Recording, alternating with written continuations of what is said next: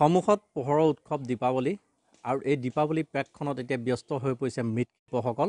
মই উপস্থিত আছোঁ দেৰগাঁও কাকডোঙাৰ কুমাৰ গাঁৱত আৰু কুমাৰ গাঁৱত আচলতে এই কুমাৰ গাঁও বুলি কোৱা যায় আৰু কুমাৰ গাঁৱৰ প্ৰতি ঘৰতে এতিয়া ব্যস্ততা দেখা গৈছে মৃৎশিল্পীসকল যিসকলে ব্যস্ততা দেখা গৈছে মাটিৰ চাকৰি বনোৱাত।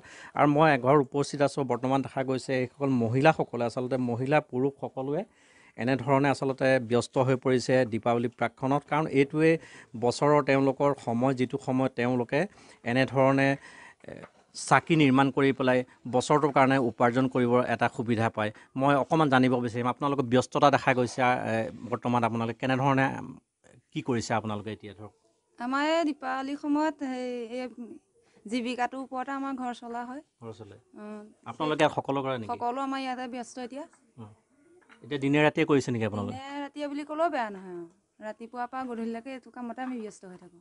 হয়, মই কিছুমান দৃশ্যাংশ দেখাবৰ কাৰণে মই অনুৰোধ জনাম। ভিডিঅ' জাৰ্ণালিষ্ট পাপু মোৰ লগত উপস্থিত আছে। মই দেখাবৰ কাৰণে অনুৰোধ জনাম।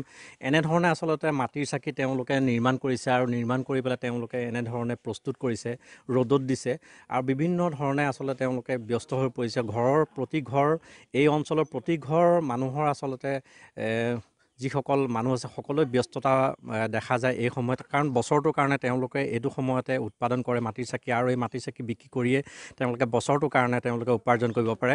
এজন স্থানীয় যুৱক আছে, মই জানিব বিচাৰিম আপুনি অকণমান এইফালে ঘূৰি দিলে ভাল হয়। ধৰক আপোনালোকৰ ইয়াত সকলোৱে ব্যস্ততা দেখা গৈছে আৰু এইটোৱে সময় বুলি তেওঁলোকে প্ৰকাশো কৰিছে। কেনেধৰণৰ বজাৰ কেনেকুৱা ধৰণৰ আৰু পূৰ্বৰ যিটো আছিলে পৰিস্থিতি, সেই পৰিস্থিতিৰ পৰা এইবাৰ অলপ কিছু নিলগে, কিয়নো এবাৰ কৰোণা সৃষ্ট এক পৰিৱেশৰ কাৰণে কিছু অসুবিধা হৈছে নিশ্চয়।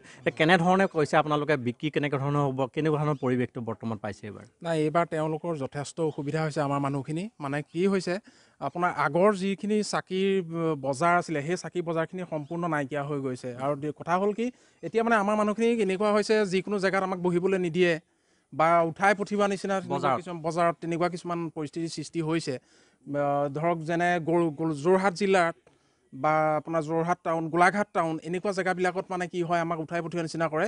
যাতে সেইবোৰ কৰিলে আমাৰ ধৰক নিজৰো বেয়া লাগে। আৰু এতিয়া যিটো কৰোণা মহামাৰী ছিজন, এই ছিজনটোত যে এইবাৰ আমাৰ বজাৰখন ভাল হ'ব আমি আশা কৰিব নোৱাৰোঁ আচলতে।